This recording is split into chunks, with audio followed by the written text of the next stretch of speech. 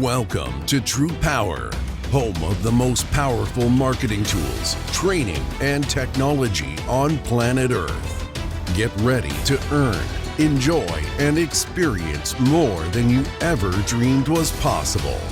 If you're tired of just getting by and ready to really thrive, then buckle in and listen up. Here's your host, Matt Fox.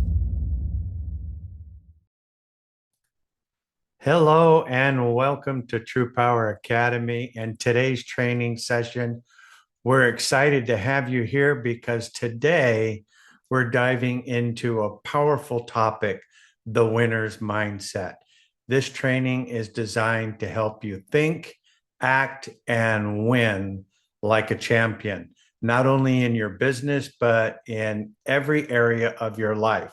We'll cover proven growth hacks, sales habits, and timeless principles from leaders and authors who have paved their way for an extraordinarily success.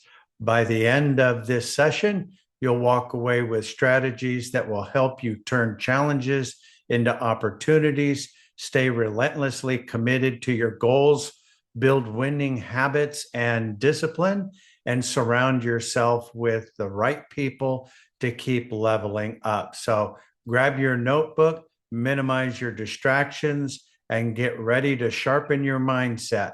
Let's lock in together because winners don't just dream about success, they act on it. So without any further ado, let me turn the call over to our success coach, Allison Fox. Take it away. Welcome to week 3 of the 8-part training. We have a lot of ground to cover, so turn off your distractions, grab your notebooks, and let me share my screen as we jump into today's training, the winner's mindset. Welcome to the 3rd week of our 8-week series on Back to Basics. In today's call, we'll be going over how to think, act, and win like a champion, top 10 sales mindset growth hacks and habits, consequences of not choosing to attend to the mindfulness of this business and being a salesperson in a remote setting. We'll also talk a little bit more about 4 principles from Think and Grow Rich from Napoleon Hill. And as extra credit, I'm also including some of the top sales books that I recommend for extra reading. Have you ever stopped to wonder how some athletes are able to rack up multiple gold medals? Other business people seem to have multiple winning companies. It all is boiled down to the way that they think about how they compete in life. And one of the ways that we can tap into that kind of potential is to pay attention to a winner's mindset, because winners actually behave significantly differently than the rest of us. For example, when you encounter a challenge, how often do you accept that as like a fait accompli, that is going to be a disappointment? A lot of people really struggle to get past roadblocks and issues that they come across in their day-to-day lives. Winners, on the other hand, really see challenges as opportunities. What is this trying to teach me? What is something new that I'll do differently the next time that may prevent a setback like this? And in that regard, they are relentlessly committed. When you think that you've done too much practicing, consider the fact that some of the top athletes like Michael Jordan continue to practice hours and hours beyond their teammates, even after they had won multiple championships. The reason being is that they're relentlessly committed. You cannot teach grit, but you can hold yourself accountable to how we show up. Winners also take responsibility for what the results they actually receive. They're not looking to blame other folks. They don't provide excuses. They realize and own the fact that the buck stops here. And as a result, when they do recognize that there's a deficit in their whatever tool bag that they use to continue to succeed, they continuously invest in themselves, even to the point of creating 20% more time on a weekly basis to what I call sharpening the axe or getting stronger in their skill set. And they prioritize growth, which means they do reading, learning, attending events, hiring mentors, finding a masterclass and attending on a consistent basis. They surround themselves with people who challenge them. And they also pay particular attention to the discipline that is required in order to succeed when motivation isn't quite there for them. I mean, let's face the facts. Motivation is a fleeting thing, but discipline is something you can rely on day in and day out. It's a decision, and winners show up and they do the work based on that commitment to discipline. And in some ways, if you look at their cohort, if you look at the folks that they surround themselves, they tend to hang out with people that are also winners, because your circle matters. Who you choose to let into your life and influence how you go day to day it's an important part of the equation. Most successful folks, either in athletics or in business, regularly retain either executive coaches or regular athletic coaches in order to get better, even when it appears that there is nothing left for them to improve. They're always looking for new ways to collaborate and to be inspired by others and to inspire others. And as a result, they take some amount of time to decide on what destination are they trying to get to. They actually think through, I'm good. I can see myself holding the trophy above my head at the US Open. I can see myself, closing a multi-million-dollar deal. So I would ask you this morning, when we're thinking about how we show up to work, are you choosing to win? These are some of the things that I actually employ in my day-to-day life that is taking care of my mindset. For example, I truly believe that I can do anything. I never necessarily feel a shred of self-doubt on new things. I'm not afraid to fail. I have a strong reason why I choose to succeed. I want to set a great example for my kids. I want to do things that I'm going to be proud of at the end of the day. And I really do own the fact that failure is just not an option. I mean, where there is a will, there is a way.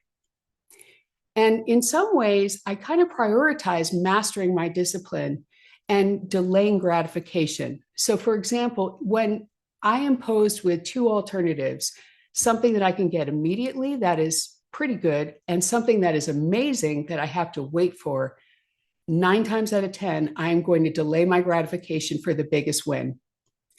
And I really do check myself also related to my thoughts and beliefs. When I start to hear the self-doubt creep up in my mind, when I begin to believe that I don't deserve to sit in the seat that I sit, I really do challenge those limiting beliefs and cognitive distortions that creep up when we don't necessarily rely on ourselves as our single source of truth. When we compare ourselves to others, oftentimes it can actually really impact the way that we think about ourselves and the ensuing results. I also have for years and years really been committed to doing difficult work. Like I try to create opportunities in my schedule to work on the hardest things first. It's kind of this concept of eating that frog, which is a kind of a famous concept in business, that we want to get rid of the hardest things first so that we can perhaps enjoy the fruits of those things at a later date when we can work on easier things. And I also limit kind of the busy work, which just has a way of wasting time. In some cases, I'll outsource things, but I always try to, in some ways, do the most difficult things first. And if there's something that is easily delegated to somebody else, I prioritize both developing other people and using my time in the most highly efficient manner possible. This is all underpinned by a pretty aggressive schedule. I get up, very early in the morning, usually before 5 a.m. That routine that I have put in motion 30 years ago is something that I can use to create a mental win in my mind that I've already accomplished one of the major things I needed to do in a day before I even get to work. And when I get to work, I always think to myself, how can I prioritize revenue generating activities, or RGAs, as my primary focus of things to get done? You may wonder, why on earth would we think about mindset? And I'm here to tell you that we are living in unprecedented times. There is a seismic shift going on in the business community, in our political environments, in our social environments, just based on recovery after the pandemic and changing business models that don't involve people. And what I realized is that I've got to evolve or I am going to die on this hill. And so I really had to do some very deep soul searching. It was not overnight. It took actually a pretty long time to really decide that, what part of this do I own? Like, what part of my career and my outlook has materially changed that may require me to change habits? And the more that I looked at my habits, what I did on a day-to-day basis when I wasn't scheduled, the more that I discovered that we really did have an opportunity to change. And when those limiting beliefs kind of crept back in my mind, I really began to understand that I created those. I actually was having a negative impact on my life by just simple, silly habits. And I had to blow that up in some respects. I also had to look at what other people in my life wanted from me and how much of that was influencing the results I was having in my life. Because, we don't live on an island. We come with families and friends and significant others. And all of those people have opinions on how you're spending your time and how they want you to interact with them. And in some cases, at least I felt in my case specifically, I really needed to understand like how much of what I was doing was actually someone else's dream for me and not necessarily what I personally wanted to do. And so I had to blow up those expectations of the other folks around me. And in some cases, I made some pretty dramatic decisions without actually even talking to anyone about it, although I'm happily married and I have a wonderful family. And one of the things I had to do was, for many years as being an expert in my previous career, I really did not take as many risks as I did initially. In some ways, I would almost even limit the things I do for fear of failure. And I realized that was really hurting myself, because it is okay to try new things and fail. In fact, Thomas Edison had made many, many unsuccessful inventions. And instead of saying that he had failed, he said, I didn't fail, but I did find 2 million ways to not succeed. And that might be a paraphrase of the actual quote, but Thomas Edison realized that for every failure put him one step closer to a seismic discovery and a seismic invention. And I really wanted to also bring into my life back to a beginner's mindset, which is a concept that you'll see throughout Buddhism, where even the most mundane and routine tasks can be done with attention, with precision, and with joy in some cases when you cultivate a beginner's mindset. How have I been doing this? And can I do it any differently? How can I improve this just a little bit when I execute again? And this also required me to take a look at how much of my workaholism was affecting my health, and how I could honestly rely on going to doctors to try to fix me, when in reality, I wasn't doing the basics. I wasn't getting enough sleep. I wasn't eating the right food. I wasn't eating enough food. I wasn't prioritizing exercise. I wasn't prioritizing rest. I was just in a flat out mad dash to some destination that wasn't even mine. I mean, this was a very ugly period of my life. I'm not going to lie. But I do think that we all, in some ways, have to own our evolution in this process. And so with much reluctance, because I didn't want to walk away from my career. Trust me on this. I had a wonderful career and nobody would have walked away from this willingly. But I also had to understand that as long as I was an employee, my destiny was not in my hands. Because as well as I could execute and as high performing as I was and my team was, the fact of the matter is that a board of directors in another country or a CFO sitting in another state with one keystroke was able to eliminate me and my team. And not based on performance whatsoever, just we can replace you with AI, or we don't feel like paying for this anymore because we don't think it's important anymore. And I really started to realize that as long as I'm an employee, I am subject to the whims of their ill-advised business decisions. Let's put it that way. And so I made a conscious decision to switch my mindset from that to an employee where I would just open up my bank account on the 15th and 30th and see a big fat check deposited, and know that I had benefits and know that I was being financially taken care of under a corporate umbrella. And own the fact that that was never permanent to begin with. It was always fleeting. What I thought was permanent was actually an illusion in my mind. And so I switched back to owning the fact that I own this. I am the CEO of my book of business. I am the CEO of my time. And I no longer choose to allow someone else to affect my ability to execute. And as such, that means I'm going to maybe have to work a little bit differently and a little bit harder, but ultimately my success will be truly in my hands. And in doing that, I also realized that I've been robbing myself of really the value of my time. My time is worth infinitely more than that salary I was getting.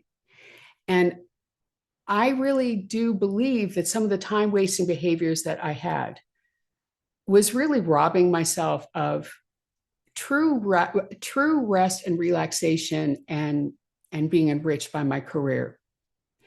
And that also led me down the path of like, why am I willing to do this? Like, money is not necessarily my driver. I like to have purpose, and I like to create, opportunities for those I interact with. And this way of looking at how we show up to our jobs every day, or our businesses, or our ambitions, is something that I think is an idea that everybody can benefit from wherever they are in their life. And I thought back to, my earlier times right out of college and just being a sponge for all different kinds of information, was working on Wall Street and just really caught up in a lot of enormous growth. And I read Think and Grow Rich. And 35 years later, it still really resonates with me. Some of the key concepts that I revisit on a frequent basis is desire is a foundation for success. I truly want to succeed at what I do. And I know that when I do succeed at what I do, I can create more opportunity and stability for the people that are in my life and for myself. And I am willing to pretty much do anything to make that happen, because I am truly fired up with how I spend my life on a day-to-day basis. And I have an unwavering faith, perhaps due to being raised in organized religion, but also due to just being endlessly curious about things and knowing that when I believe in myself and I try out new things, even when I go through challenging times, I'm going to get through this. I have a very unwavering commitment to my resilience. I know I can get through pretty much anything. And in some ways, when I do lose heart, when I do kind of lose faith, I do own the fact that my performance and my results really suffer. And when I see that it's not benefiting me to doubt myself, it's not benefiting me to fixate on what could go wrong. Worrying is not something that I like in my life. I try to nip it in the bud as quickly as possible. And I really do own the fact that persistence is the key to really overcoming challenges. In other words, I show up. I mean, there were times when I was rowing crew in college where I did not want to run out to the boathouse at 4:30 in the morning. I did not want to run 2 miles before I had even woken up. But I knew that if I continued to do that, in the next race, I was going to be physically capable of delivering on my commitment to my team. And that was to try as hard as possible and to show up. You got to stay in for the fight. I don't move on to shiny, bright things when I'm in the midst of trying to accomplish something difficult. I have to be willing to show up and do the hard work. And I do surround myself with people that have a similar ambition to me in that regard. There is a powerful concept of being a member of a master class, a mastermind class, where independent of what you do on a daily basis for your work, you set aside a certain period of time, whether that's one session a month or one session a quarter, maybe even once a week, to surround yourself with other folks that are trying to grow a business, for example. Many folks may not know that some of our very own colleagues are members of a mastermind class where after work, on a consistent basis, they show up and hear, what things are you doing to cope with this incredibly challenging business environment? Because make no mistake about it, you could not architect a more difficult business environment. And I can say this because I survived the dot-com bust. I survived 9/11. I survived 2008. I'm here to tell you, this one has got a pretty good edge on it when we have higher cost of credit.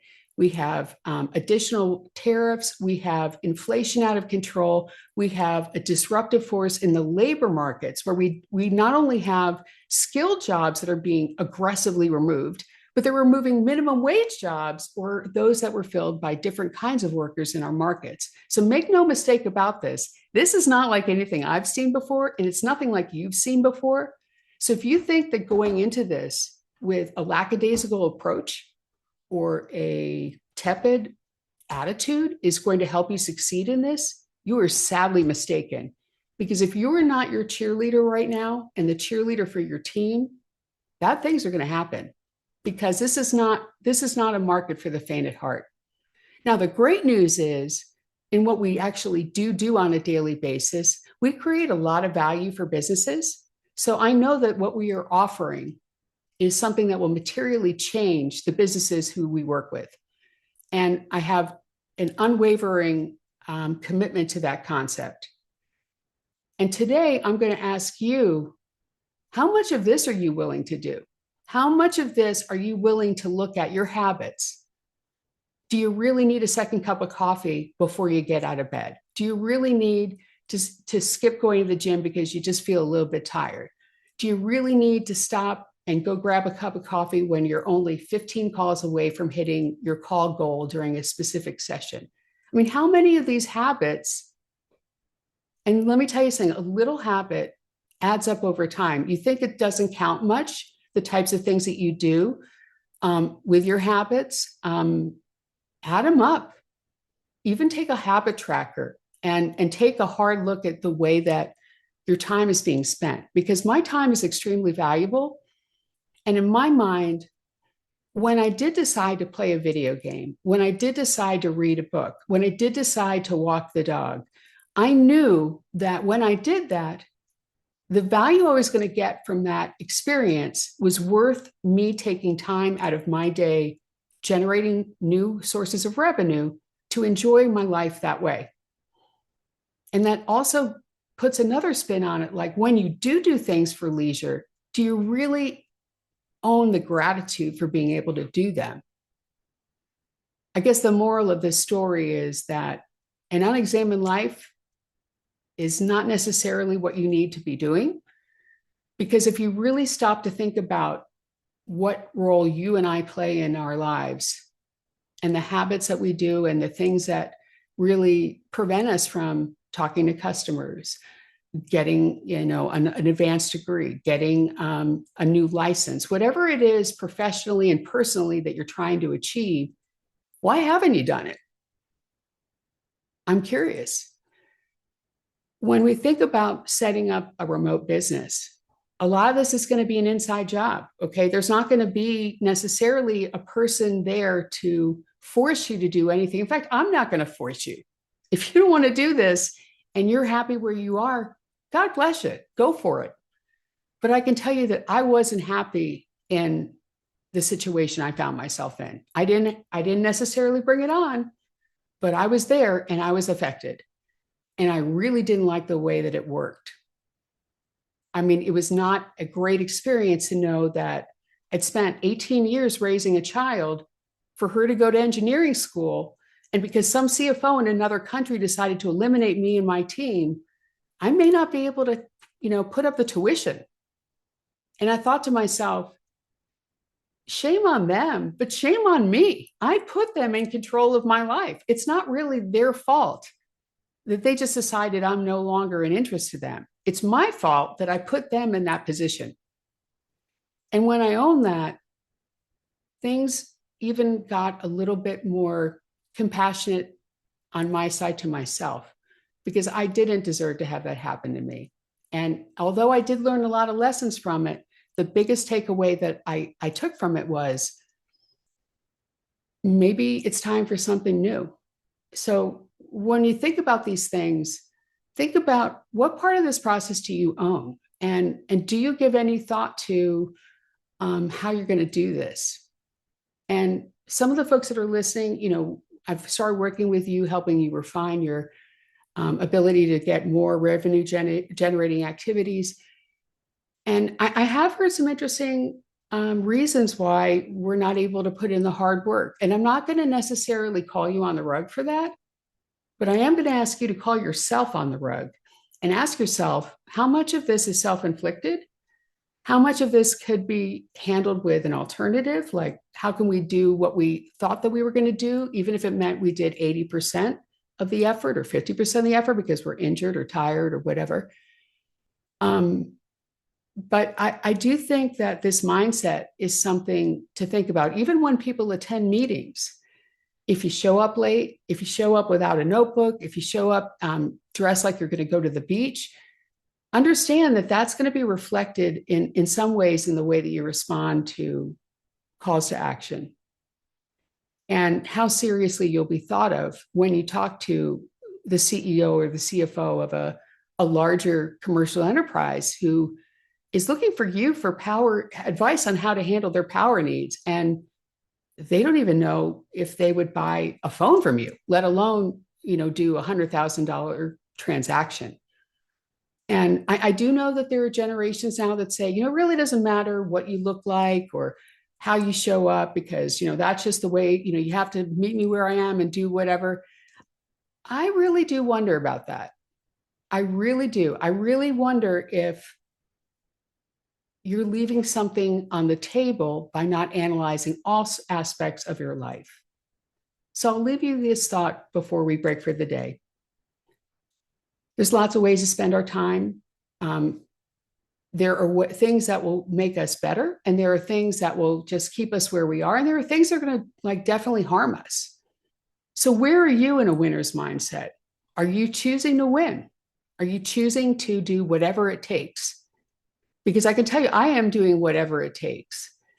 And one of the things that I thought about when I thought about back to basics is my old boss's library. So one of the guys that I worked for a couple of times throughout my career had a library of sales books behind his desk. And every so often when I would see him, I would check a book out of that library. And these are some of the books that I read that I really, really like. I think Dale Carnegie, How to Win Friends and Influence People, is a good, quick study in industrial psychology that everyone would benefit from.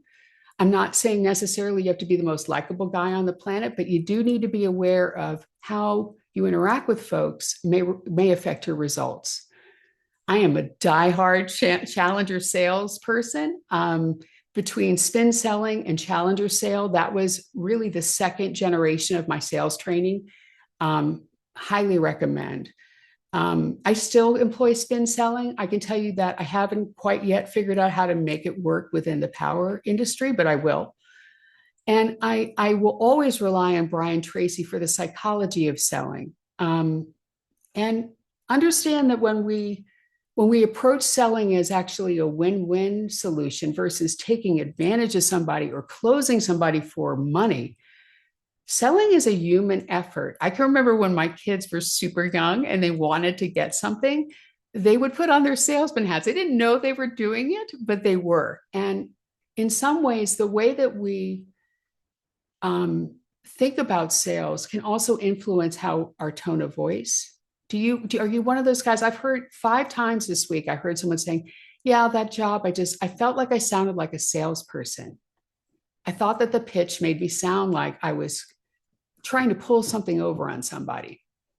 Well, I'm here to tell you that if you really do believe in what you're selling and you really do believe in the process, selling can be also considered as a human interaction, because all of us have been involved personally with or in a family situation where you had to sell something. Like maybe you wanted to go to the roller rink on Friday and you asked your mom and she said no. So then you didn't tell your dad. You already talked to your mom, but you went to your dad and said, how about taking me to the roller rink? And then when that wasn't successful, trying to gang up on a way, that's a sales job. Okay. That persistence to get to the roller rink was probably your first sales gig. So consider the fact that selling is not necessarily a negative. It's just another way of bringing value to what you do on a day and day basis, your purpose. And in some ways, I also do believe in stories can sell. So what story are you telling yourself about this job? What story are you telling yourself about what value you're bringing to the customer?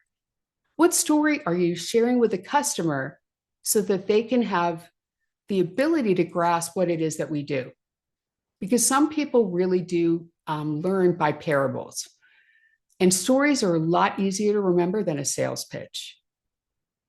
And when we do act in these ways, like fanatical prospecting, I remember in my former career, I would drive my husband and family crazy because wherever I went, I was recruiting. I mean, I would go to dinner and I would meet a CFO on my way to the bathroom. I would go to the grocery store and I'd meet a VP of engineering. It was uncanny how I could meet these extremely interesting people. And I can remember my husband and my kids saying, can we just have like a normal dinner where we don't have to talk to a stranger? And I was thinking, I'm always prospecting. I cannot help myself. It is just what I do. I think and breathe in what I do. And in that way, I'm kind of an ultimate sales machine because I don't necessarily have a hard line between the value I create. I don't know if that's for everybody, but ultimate sales machine, Chet Holmes, highly recommend. So as we wrap up today's session, I'd like you to think about some of these topics. If you can only take one or two nuggets out of it, then that's fine. But if you really want to embrace this, think about the habits. How are you spending your time on a day-to-day basis? What are the stories that you tell them yourself about what you're doing? How do you feel about your purpose?